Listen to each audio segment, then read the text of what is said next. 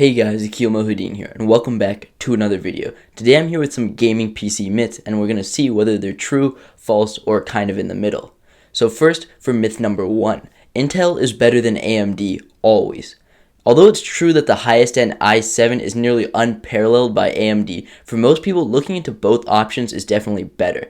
Often AMD deals are a lot easier to find, especially on days like Black Friday. Also, AMD has a wider range of CPUs, which makes it more complicated, but also better to find the one with exactly the right amount of performance that you need. On to myth number 2. NVIDIA is better than ATI/AMD, or vice versa. Again, not necessarily true. Although NVIDIA does tend to work better in things such as After Effects or Premiere Pro, that's completely application dependent.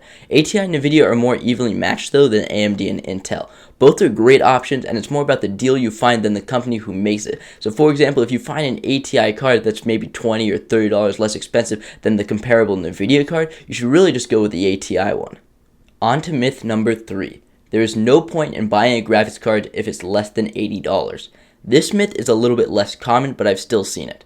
This is totally untrue. Lower budget graphics cards have their place in the market. Although you won't be playing GTA 5 and 1080p on the highest settings, they're still a great option. They will definitely help with games like CSGO or League of Legends.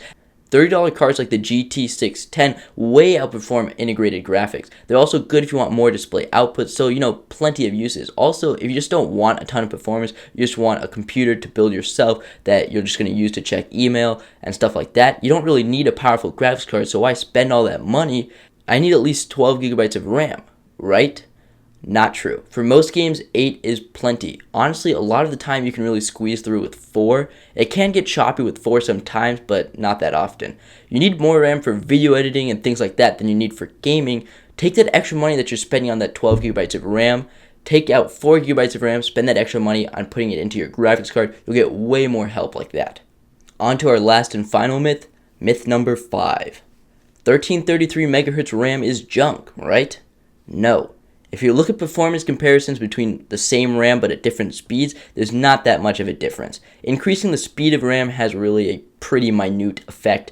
Now you can pay for it if you really want to, just know that there's a lot of other things that you could spend that money on and get more performance out of them, say putting that money into your graphics card or a little bit more money into your CPU. 1600 megahertz or 1866 megahertz RAM is a nice feature to have, but just don't make it be the reason that you go over budget.